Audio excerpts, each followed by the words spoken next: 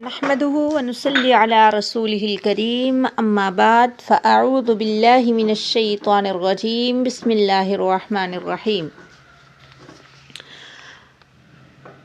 حضرت عمر بن خطاب رضی اللہ تعالی عنہ منبر پر کھڑے ہوئے اور انہوں نے کہا کہ میں نے سنا رسول اللہ صلی اللہ علیہ وسلم سے آپ فرماتے تھے، انما الاعمال، بے شک تمام اعمال کا دار و مدار بالنیات، نیتوں پر ہے۔ وانما لکل امرئ، بے شک ہر بندے کے لیے وہی ہے ما نوا، جو اس نے نیت کی۔ فمن کانت ہجرتہ، تو جس کی ہجرت الی دنیا، دنیا کی طرف ہو، یصیبھا، کہ وہ اس کو حاصل کرنا چاہتا ہے، او الی امرأۃ، یا اس کی ہجرت الی امرأۃ، کسی عورت کی طرف ہے، ینکحھا، کہ اس سے نکاح کرنا چاہتا ہے، فہجرتہ، تو اس کی ہجرت الی ما ہاجر الیہ، اسی چیز کی طرف ہے جس چیز کی طرف اس نے ہجرت کی۔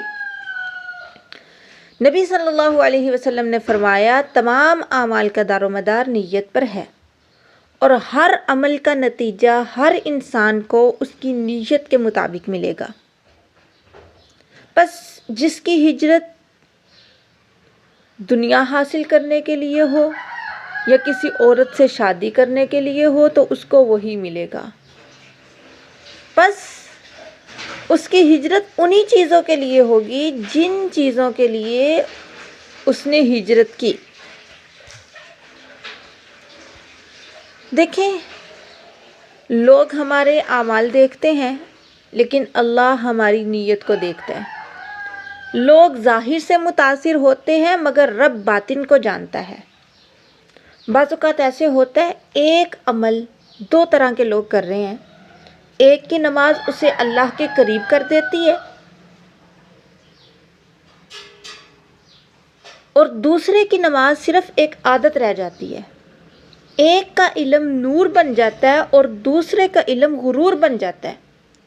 فرق عمل میں نہیں، فرق دل کے رخ میں ہے۔ یہ حدیث ہمیں سکھاتی ہے کہ دین صرف یہ نہیں کہ ہم کیا کر رہے ہیں، اصل سوال یہ ہونا چاہیے کہ ہم کس کے لیے کر رہے ہیں۔ اگر تلاوت ہے تو کس کے لیے، اگر خدمت ہے تو کس کے لیے، اگر پردہ ہے، عبادت ہے، علم ہے، دعوت ہے، صبر ہے، یہ سب کس کے لیے؟ آخر دل کے اندر کس کی طلب ہے؟ اگر اس کے پیچھے اللہ کی رضا ہے تو تھوڑا عمل بھی بہت ہے، لیکن اگر اس کے پیچھے نفس ہے، شہرت ہے، تعریف ہے، دنیا ہے تو بڑا عمل بھی خالی ہو سکتا ہے۔ روحانیت کا پہلا زینہ ہی یہی ہے کہ انسان اپنے دل سے سوال کرنا شروع کرے، میں یہ کام کیوں کر رہا ہوں؟ کیا میں لوگوں میں اچھا دکھنا چاہتا ہوں؟ کیا میں تعریف سننا چاہتا ہوں؟ کیا میں قبولیت چاہتا ہوں یا مقبولیت؟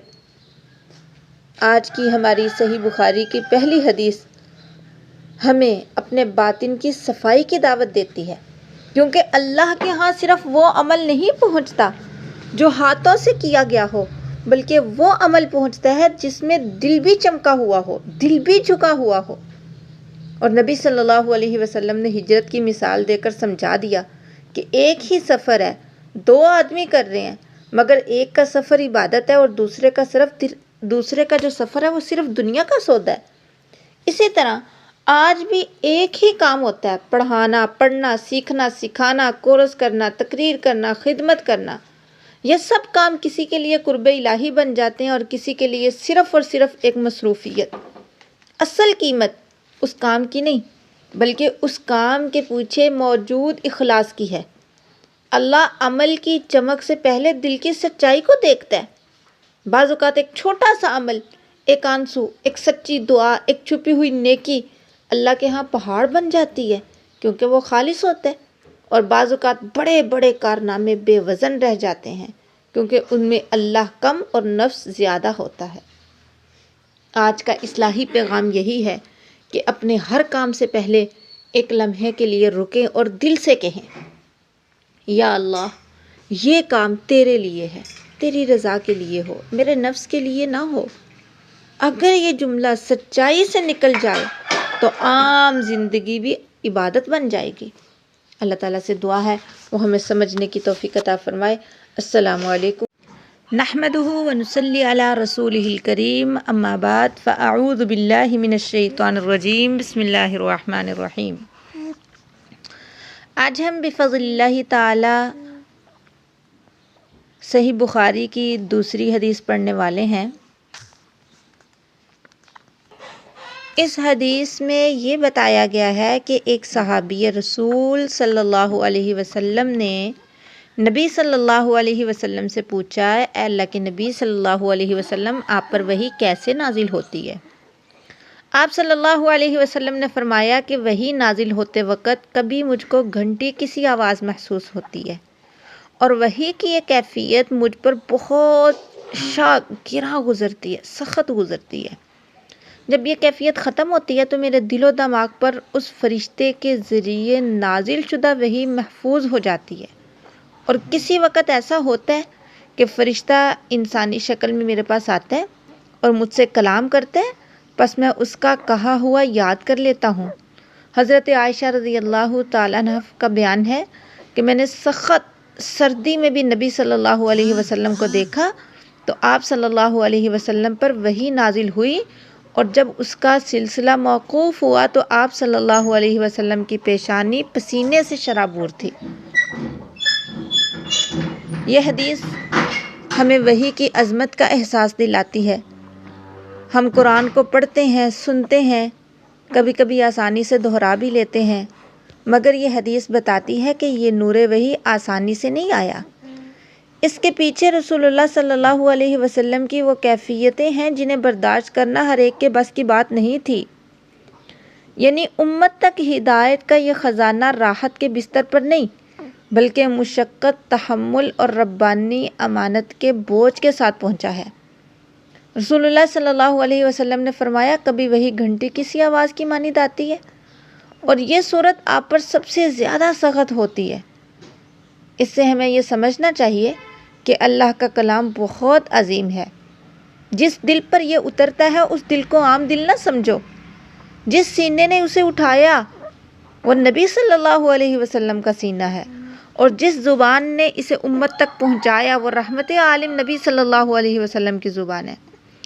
اس لیے قرآن اور حدیث کے ساتھ ہمارا تعلق بھی عام کتابوں جیسا نہیں ہونا چاہیے، بلکہ ادب، محبت، توجہ اور عاجزی والا ہونا چاہیے۔ حضرت عائشہ رضی اللہ تعالیٰ عنہ کا فرمان ہے کہ سخت سردی میں بھی آپ کی پیشانی پسینے سے شرابور ہو جاتی۔ یہ حضرت عائشہ کا فرمانا جھنجھوڑ دیتا ہے۔ اس کا مطلب یہ ہے کہ دین ہم تک بہت قیمتی بن کر پہنچا ہے۔ آج اگر ہم قرآن کھولنے میں سستی کریں، حدیث سننے میں غفلت برتیں یا علم دین کو معمولی سمجھیں، تو ہمیں سوچنا چاہیے جس ایمانت کو لانے میں نبی صلی اللہ علیہ وسلم نے اتنی مشقت اٹھائی، کہ ہم اسے سنبھالنے میں بھی سنجیدہ نہیں ہیں۔ اس حدیث میں ایک اور بڑا باریک سبق ملتا ہے، وہ یہ ہے کہ رسول اللہ صلی اللہ علیہ وسلم نے وحی کو محفوظ کیا، سنبھالا، یاد رکھا، پھر امت تک پہنچایا۔ یعنی اہل ایمان کا راستہ یہ ہے کہ وہ حق کو صرف سنیں نہیں بلکہ دل میں اتاریں، ایمانت سمجھیں اور پھر اپنی زندگی میں ظاہر کریں۔ حدیث سیکھنے کے لیے خاص طور پر یہ حدیث پیغام رکھتی ہے کہ دین کا علم صرف نوٹس لینے یا لیکچر سننے کا نام نہیں ہے، بلکہ یہ ایک نور ہے، اور نور اسی دل میں ٹھہرتا ہے جو سنجیدہ ہو، جو باادب ہو، اللہ کی طرف جھکا ہوا ہو۔ اگر رسول اللہ صلی اللہ علیہ وسلم نے وحی کے بوجھ کو برداشت کر کے ہمیں دین پہنچایا تو ہماری محبت کا تقاضا یہ ہے کہ ہم اس دین کو ہلکا نہ لیں۔ قرآن کی تلاوت ہو تو حاضر دلی کے ساتھ ہو، حدیث کا درس ہو تو ادب کے ساتھ ہو، علم ملے تو شکر اور عمل کے ساتھ ہو۔ یہی سچا تعلق ہے، یہی علمی دیانت ہے، اور یہی روحانی راستہ ہے۔ اللہ تعالیٰ سے دعا ہے وہ ہمیں سمجھنے کی توفیق عطا فرمائے۔ السلام علیکم نحمدہ ونصلی علی رسولہ الکریم اما بعد۔ آج ہم بفضل اللہ تعالیٰ صحیح بخاری کی حدیث نمبر 3 پڑھنے والے ہیں۔ اس میں حضرت عائشہ صدیقہ رضی اللہ تعالیٰ عنہ فرماتی ہیں کہ نبی صلی اللہ علیہ وسلم پر جب وحی کا نزول ہوا تو اس سے پہلے نبی صلی اللہ علیہ وسلم کو سچے خواب آتے، مطلب جو بھی خواب آپ رات میں دیکھتے صبح بالکل ویسے ہی ہو جاتا۔ پھر اس کے بعد نبی صلی اللہ علیہ وسلم کو تنہائی محبوب کر دی گئی، آپ کو بہت پسند تھا اکیلے رہنا۔ آپ غار حرا میں جاتے، وہاں اکیلے رہتے اور کچھ چند گنی چنی راتیں جو ہیں آپ اللہ کی عبادت کرتے، پھر اپنے گھر لوٹ آتے، زادیرہ لیتے، پھر چلے جاتے، حتیٰ کہ آپ کے پاس حق یعنی کہ وحی آئی اور آپ غار حرا میں موجود تھے۔ فرشتے نے آ کر آپ سے کہا کہ پڑھیے، آپ نے کہا میں پڑھا ہوا نہیں ہوں، تو آپ صلی اللہ علیہ وسلم نے فرمایا کہ پھر اس نے مجھے پکڑا اور سختی سے دبایا، حتیٰ کہ مجھے بہت زیادہ مشقت ہوئی، پھر اس نے مجھے چھوڑ دیا، پھر کہا پڑھیے، آپ نے کہا میں پڑھا ہوا نہیں، اس نے پھر دبایا، پھر مجھے بڑی مشقت ہوئی، پھر اس نے چھوڑ دیا، پھر اس نے کہا پڑھیے، آپ نے کہا میں پڑھا ہوا نہیں، پھر اس نے تیسری دفعہ بھی دبایا، پھر چھوڑ دیا، پھر اس نے کہا اقرأ بسم ربک الذی خلق خلق الانسان من علق اقرأ وربک الاکرم، پڑھیے اپنے اس رب کے نام سے جس نے پیدا کیا، انسان کو پیدا کیا جمے ہوئے خون سے، پڑھیے اور آپ کا رب اکرم ہے۔ ٹھیک ہے، تو اس کے بعد نبی صلی اللہ علیہ وسلم یہ والی آیات لے کر لوٹے، حضرت خدیجہ جو آپ کی بیوی تھی ان کے پاس آئے، آپ کا دل کانپ رہا تھا اور آ کے آپ نے کہا زملونی زملونی، مجھے چادر اڑا دو، مجھے چادر اڑا دو۔ انہوں نے آپ پر چادر ڈال دی، حتیٰ کہ جب آپ کا خوف چلا گیا تو حضرت خدیجہ کو آپ نے سارا واقعہ سنایا اور آپ نے کہا مجھے اپنے نفس پر خوف ہے، ڈر ہے۔ حضرت خدیجہ کہنے لگی آپ بالکل پریشان نہ ہوں، اللہ آپ کو کبھی بھی رسوا نہیں کرے گا۔ کیوں؟ کیونکہ آپ صلہ رحمی کرنے والے ہیں، آپ بوجھ کو اٹھانے والے ہیں، آپ محتاج کے لیے کمانے والے ہیں، آپ مہمانوں کی مہمان نوازی کرنے والے ہیں، حق کی مصیبتوں پر صبر کرنے والے ہیں۔ پھر حضرت خدیجہ رضی اللہ تعالیٰ عنہ آپ کو لے کر اپنے چچا زاد کے پاس گئی، ورقہ بن نوفل نام تھا اس کا، اور اس نے زمانہ جاہلیت میں نصرانیت کو اختیار کر لیا تھا۔ وہ عبرانی میں کتاب لکھتا تھا یعنی انجیل، تو وہ بوڑھا تھا۔ آپ صلی اللہ علیہ وسلم نے اپنا سارا واقعہ ان کو بتایا، تو انہوں نے جب یہ سارا کچھ سنا انہوں نے کہا یہ تو وہی ہے جو حضرت موسیٰ پر وحی الہی لے کر آتا تھا فرشتہ، کاش کہ میں جوان ہوتا، طاقتور مضبوط ہوتا تو میں آپ کی تب مدد کرتا جب آپ کی قوم آپ کو شہر سے نکالتی۔ آپ نے کہا کیا یہ مجھے نکال دیں گے؟ انہوں نے کہا بالکل ایسے ہی ہے، جو بندہ بھی یہ پیغام لے کر آیا جو پیغام آپ لے کر آئے تو اس کے ساتھ اسی طرح عداوت کی گئی، دشمنی کی گئی۔ کاش کہ میں اس دن کو پا لیتا، اور اگر میں اس دن کو پالوں جب قوم آپ کو نکالے گی تو میں آپ کی مضبوط ترین مدد کرتا۔ پھر اس کے بعد تھوڑا ہی عرصہ گزرا تھا کہ وہ جو ورقہ بن نوفل تھے ان کی ڈیتھ ہو گئی، اور وحی کا جو سلسلہ تھا وہ کچھ دنوں کے لیے تھم گیا، رک گیا۔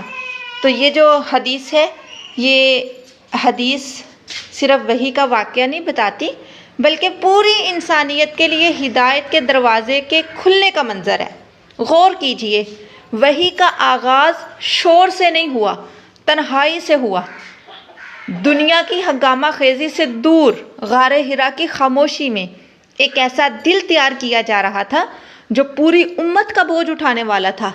تو اس سے معلوم ہوتا ہے جب اللہ کسی دل کو بڑی ذمہ داری دینا چاہتے ہیں تو پہلے اسے دنیا کے شور سے نکال کر اپنے قرب کی خاموشی میں تربیت دیتے ہیں۔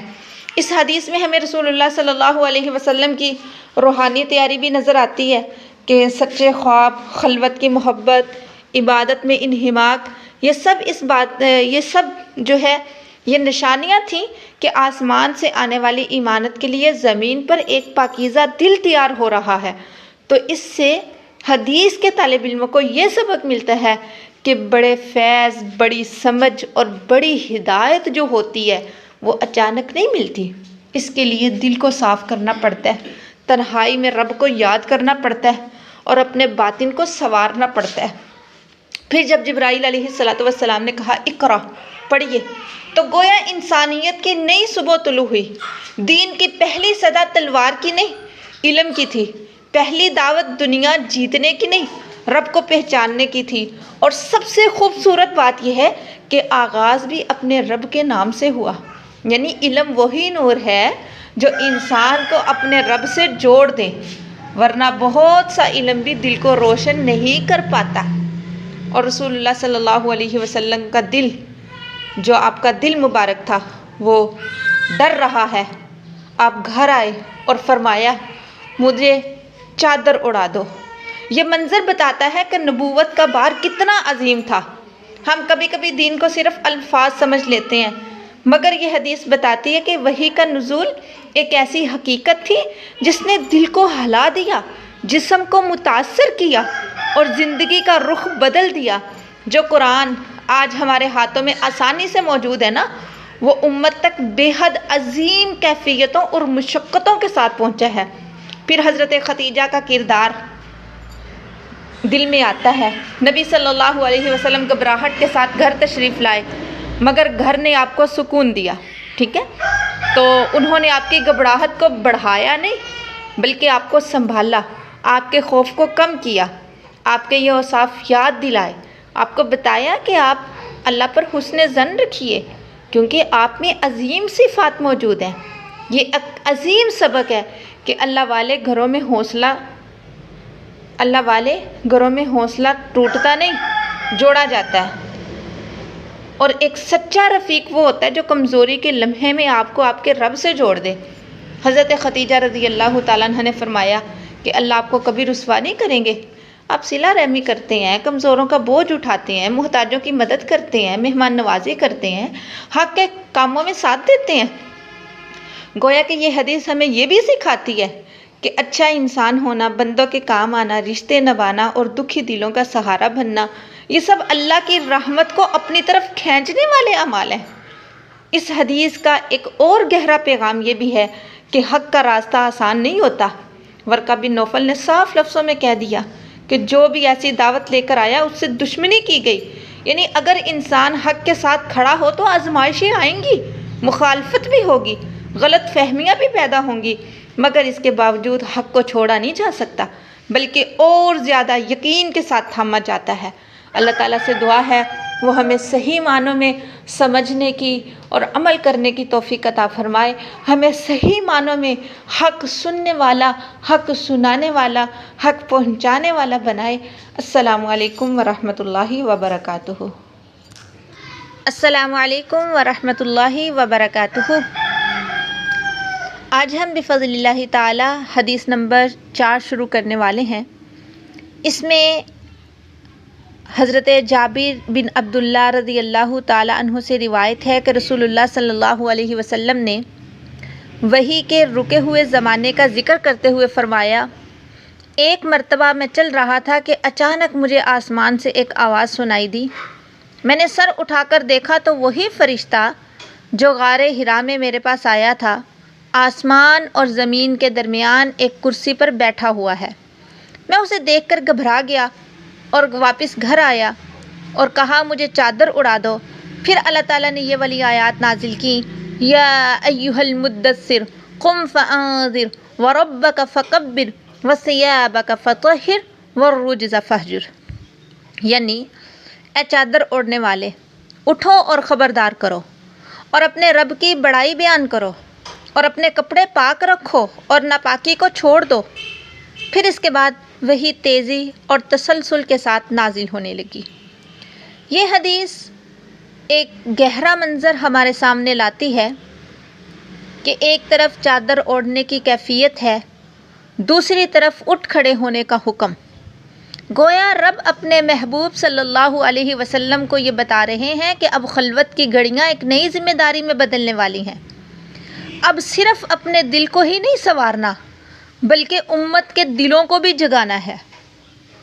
اور بہت بڑا اصول ہمیں یہاں سے پتہ چلا کہ سچا باطن وہ نہیں جو صرف اپنے ذوق میں گم رہے، بلکہ وہ ہے جو رب سے جڑ کر اللہ کی مخلوق کی خیر خواہی کے لیے کھڑا ہو جائے۔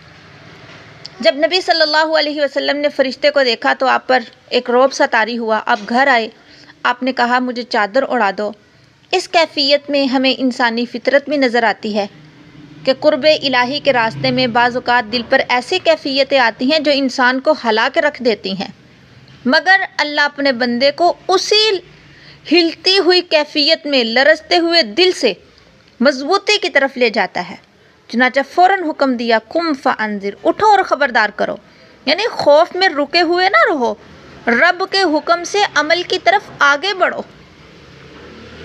پھر غور کیجئے آگے کیا حکم ملا، وَرَبَّكَ فَكَبِّرْ، یعنی اپنے رب کی بڑائی بیان کرو۔ دل میں اللہ بڑا ہو جائے، جب رب بڑا ہو جاتا ہے تو دنیا چھوٹی ہو جاتی ہے، نفس چھوٹا ہو جاتا ہے۔ وَرَبَّكَ فَكَبِّرْ، اللہ کی بڑائی دل میں لے کے آؤ اور اس کو بیان بھی کرو۔ لوگوں کی تعریف اور مذمت دونوں چھوٹی ہو جاتی ہیں جب رب تعالیٰ کی ذات بڑی ہو جاتی ہے۔ پھر بندہ لوگوں کی نگاہ سے نہیں، اللہ کی رضا سے جینا سیکھتا ہے، اور یہی باطن کی آزادی ہے، یہی قلبی توحید ہے۔ اس کے بعد فرمایا وَثِيَابَكَ فَطَهِّرْ، اپنے کپڑے پاک رکھو۔ ظاہر میں اس کا مطلب طہارت ہے، مگر اہل دل اس میں باطن کی صفائی کا پیغام بھی پاتے ہیں، یعنی صرف لباس ہی پاک نہ ہو، نیت بھی پاک ہو، صرف بدن ہی صاف نہ ہو، دل بھی حسد، کینہ، ریاکاری، تکبر اور دنیا کی آلودگی سے دھلا ہوا ہو، یہ چیزیں اندر نہیں ہوں۔ اور اسی باطنی طہارت کا نام ہے تصوف، یعنی انسان اپنے اندر کے غبار کو پہچانے اور رب کی طرف رجوع کر کے اسے صاف کرے۔ پھر فرمایا وَالرُّجْزَ فَاہْجُرْ، ناپاکی کو چھوڑ دو۔ اس میں صرف بتوں کی ہی دوری نہیں کہ بتوں سے دور ہو جاؤ، بتوں والی ناپاکی کو چھوڑ دو، بلکہ ہر اس چیز سے ہجرت کا سبق ہے جو دل کو اللہ سے دور کر دے۔ گناہ بھی ایک بت ہے، نفس بھی ایک بت بن سکتا ہے، شہرت کی طلب بھی ایک بت بن سکتی ہے، خود پسندی تو بہت ہی خطرناک بت ہے۔ سیدھا رستہ یہی ہے کہ بندہ باہر کے بتوں سے بھی بچے اور اندر کے بتوں کو بھی توڑے۔ وَالرُّجْزَ فَاہْجُرْ، اس پوری حدیث کا خلاصہ یہ ہے کہ اللہ تعالیٰ اپنے محبوب صلی اللہ علیہ وسلم کو پہلے خوف کی کیفیت سے گزار کر پھر دعوت، طہارت، تکبیر الہی اور ترک آلودگی کے راستے پر لے جاتے ہیں۔ یہی سفر ہر طالب علم کا ہونا چاہیے۔ پہلے دل کو جگانا ہے، جب دل جاگے گا نفس کانپے گا، پھر رب پکارتا ہے، پھر بندہ اٹھتا ہے، اور جب بندہ واقعی اٹھ جاتا ہے تب اس کی زندگی میں بھی ہدایت کی روشنی مسلسل اترنے لگتی ہے۔ اللہ تعالیٰ سے دعا ہے کہ وہ ہمیں صحیح معنوں میں عمل کرنے والا بنائے۔ یاد رکھیں اللہ کی راہ میں اللہ کی جو راہ ہے وہ صرف محسوسات کی چیزیں نہیں ہیں، بلکہ وہ ذمہ داری والی راہ ہے۔ جو دل میں رب کو بڑا سمجھتا ہے، لوگوں کو بتاتا ہے، رب کی کبریائی کو بیان کرتا ہے، وہی دنیا کے خوف سے آزاد ہو کر کھڑا ہو جاتا ہے۔ آج ہم نے عہد کرنا ہے کہ اپنے دل کو گندی آلودگیوں سے، گناہوں سے، بتوں سے پاک کرنا ہے، اپنے رب کی بڑائی کو دل میں بسانا ہے اور حق کے لیے اٹھ کھڑے ہونے کی کوشش۔ نحمدہ ونصلی علی رسولہ الکریم، اما بعد فاعوذ باللہ من الشیطان الرجیم، بسم اللہ الرحمن الرحیم۔ آج ہم بفضل اللہ تعالی حدیث نمبر 5 شروع کرنے والے ہیں۔ اس میں حضرت ابن عباس رضی اللہ تعالی عنہما آیت کی تفسیر میں کہتے ہیں، آیت ہے لا تحرک بہ لسانک لتعجل بہ ان علینا جمعہ وقرآنہ فاذا قرأناہ فاتبع قرآنہ ثم ان علینا بیانہ۔ حضرت ابن عباس رضی اللہ تعالیٰ عنہما بیان فرماتے ہیں کہ رسول اللہ صلی اللہ علیہ وسلم جب وحی نازل ہوتی تو بڑی مشقت محسوس کرتے تھے۔ جب وحی نازل ہو رہی ہوتی آپ ساتھ ساتھ چل اپنے ہونٹوں کو حرکت دیتے تھے، تو اللہ تعالیٰ نے یہ والی آیتیں نازل کر دیں کہ اے میرے نبی صلی اللہ علیہ وسلم، آپ اپنی زبان کو جلدی کے ساتھ حرکت نہ دیں، اسے جمع کرنا اور آپ سے پڑھوا دینا ہمارے ذمے ہے۔ پھر جب ہم اسے پڑھ چکے ہیں تو آپ اس کے پڑھنے کی پیروی کریں، پھر اس کا بیان کرنا بھی ہماری ذمہ داری ہے۔ اس کے بعد جب بھی نبی صلی اللہ علیہ وسلم کے پاس حضرت جبرائیل علیہ السلام وحی لے کر آتے تو آپ توجہ سے سنتے، اور جب وہ چلے جاتے تو آپ اسی طرح پڑھتے جیسے حضرت جبرائیل علیہ السلام نے پڑھا ہوتا۔ یہ حدیث رسول اللہ صلی اللہ علیہ وسلم کی وحی کے ساتھ غیر معمولی محبت اور غیر معمولی ایمانداری کو ظاہر کرتی ہے۔ آپ چاہتے تھے کہ اللہ کا کلام فوراً محفوظ ہو جائے، کوئی لفظ چھوٹنے نہ پائے، کوئی بات نہ رہے، اسی شوق اور اسی ذمہ داری کی وجہ سے آپ اپنے ہونٹ حرکت دیتے تھے۔ یہ منظر بتاتا ہے کہ نبی صلی اللہ علیہ وسلم پر قرآن کس قدر عزیز تھا۔ وہ صرف سن نہیں رہے ہوتے تھے بلکہ آپ اس کو پڑھنے کی بھی ساتھ ساتھ کوشش کرتے۔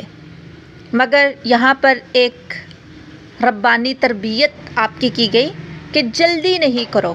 یہ صرف نبی صلی اللہ علیہ وسلم کے لیے تعلیم نہیں ہے، امت کے لیے بھی ایک اصول ہے کہ ہر خیر کو اپنی بے صبری سے حاصل نہیں کیا جاتا، کچھ چیزیں اللہ پر چھوڑنے سے ملتی ہیں۔ اور اہم بات یہی ہے کہ محنت کرنی چاہیے اور اعتماد اپنے رب پر رکھنا چاہیے۔ اپنی کوشش جاری رکھیں، گھبرائے نہیں، طلب ہو لیکن اضطراب نہ ہو۔ اللہ تعالیٰ نے فرمایا اس وحی کو جمع کرنا بھی ہمارا کام ہے، پڑھانا بھی ہمارا کام ہے اور اس کا بیان کرنا بھی ہمارا کام ہے۔ اس حدیث میں 3 عظیم ربانی وعدے ہیں۔ اللہ خود کلام کو جمع کرے گا، اللہ خود اسے پڑھوا دے گا اور اللہ خود اس کا بیان بھی فرمائے گا۔ یعنی جہاں وحی رب کی طرف سے ہو وہاں حفاظت بھی رب کی طرف سے ہوتی ہے۔ یہ بات قرآن کے ساتھ خاص شان رکھتی ہے، لیکن اس کے اندر ہمارے لیے ایک تسلی بھی ہے کہ جو چیز سچائی کے ساتھ اللہ کے سپرد کر دی جائے اللہ اسے کبھی بھی ضائع نہیں ہونے دیتا۔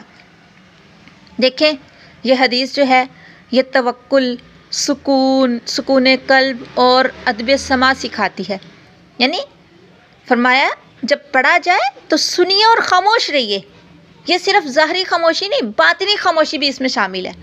جب دل بہت شور میں ہو، نفس بہت بول رہا ہو، اپنی رائے بہت بلند لگے تو رب کی بات ٹھہرتی نہیں۔ اہل دل نے ہمیشہ کہا ہے کہ کچھ سیکھنے سے پہلے اپنے اندر کا شور کم کرو۔ سننا بھی ایک عبادت ہے، خاموشی بھی ایک ادب ہے اور توجہ سے سننا دل کی ریاضت ہے۔ اس سے یہ سبق ملا کہ ہر چیز زور لگا کر حاصل نہیں ہوتی۔ بعض اوقات انسان دین، علم، ذکر، اصلاح یا حفظ کے راستے میں اتنا بے قرار ہو جاتا ہے کہ اس کی یہی بے قراری رکاوٹ بن جاتی ہے۔ تو اللہ تعالیٰ نے اپنے محبوب کو اطمینان دیا کہ آپ کا کام ہر لفظ کو جلدی سے پکڑنا نہیں ہے بلکہ توجہ سے سننا ہے، باقی حفاظت ہم کریں گے۔ اس سے ہمیں یہ سیکھنا چاہیے کہ علم میں محنت ضرور کریں مگر دل میں گھبراہٹ کو نہ پالیں، اخلاص کے ساتھ سنیں، ادب کے ساتھ دہرائیں اور دعا کے ساتھ اللہ کے سپرد کر دیں۔ یہ جو حدیث ہے یہ ایک اور روحانی اصول بھی دیتی ہے کہ بیان بھی اللہ کے ذمہ ہے۔ یعنی صرف الفاظ یاد ہونا کافی نہیں، معنی کا دروازہ بھی اللہ ہی کھولتا ہے۔ کتنے ہی لوگ ایسے ہیں الفاظ دہراتے ہیں مگر دل تک نہیں پہنچتے، اور کتنے لوگ تھوڑا جانتے ہیں مگر چونکہ دل جھکا ہوتا ہے اس لیے اللہ ان پر معنی کھول دیتے ہیں۔ اسی کو کہتے ہیں دل کا کھلنا۔ یعنی جب دل صاف ہوتا ہے، نیت خالص ہوتی ہے، بندہ عاجزی سے بیٹھے تو اللہ کلام کے اندر سے نور بھی عطا کر دیتے ہیں۔ اس حدیث میں حدیث سیکھنے والوں کے لیے بڑا پیغام یہ بھی ہے کہ دین کو ادب سے لیا جائے۔ قرآن اور حدیث کے ساتھ تعلق صرف رٹنے کا تعلق نہ ہو بلکہ سننے کا تعلق، ٹھہرنے کا تعلق، سمجھنے کا تعلق اور پھر عمل میں لانے کا تعلق ہو۔ جلدی جو ہوتی ہے یہ بعض اوقات یادداشت کو خراب کر دیتی ہے، مگر جو کام سکون کے ساتھ کیا جائے اس میں یادداشت بھی اچھی رہتی ہے اور دل میں بھی نور آتا ہے۔ تو انشاءاللہ آج ہم نے یہ عہد کرنا ہے کہ مجھے دین کو حاصل کرنا ہے لیکن جلدی نہیں کرنی۔ دین کو حاصل کرنا ہے ادب کے ساتھ، سکون کے ساتھ، توجہ کے ساتھ اور توکل کے ساتھ سیکھنا ہے۔ اور یہ جو میرا ادب، سکون اور توجہ اور تسلی کے ساتھ جو میں دین کو سیکھوں گی، سمجھوں گی، سنوں گی، یہ بھی عبادت ہے۔ اللہ تعالیٰ سے دعا ہے وہ ہمیں صحیح معنوں میں عمل کرنے کی توفیق عطا